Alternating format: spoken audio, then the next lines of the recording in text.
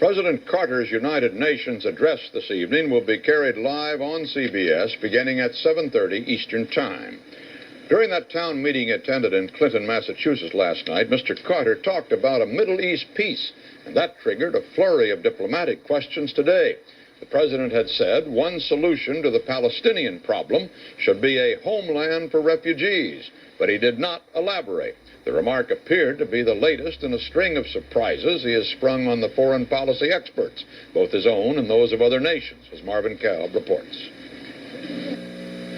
To the president's critics, it's called the open mouth policy. To his supporters, it's a refreshing change from the old-time mumbo-jumbo and secrecy.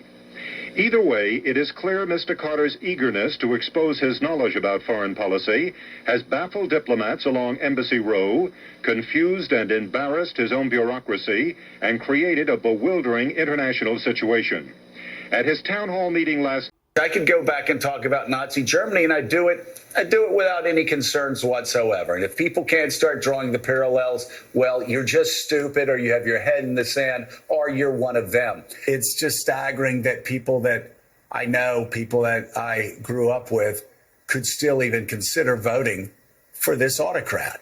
As important as Trump's fascism is, and is the lead story every day, his cozying up to dictators, his obsession with Hitler. But this is what voters know right now, that he is killing us. I'm talking about us women. He's killing us. He's running against a man who is an existential threat.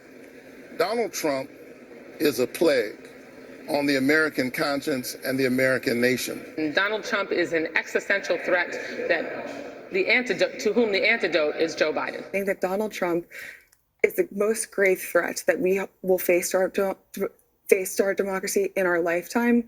We have to make the case Donald Trump does continue to pose an existential threat to our democracy. Trump is an existential, urgent threat to our democracy. Donald Trump cannot be president again. He's an existential threat to democracy. We got to focus on the greatest threat to American democracy that we have ever seen, and that is in Donald Trump.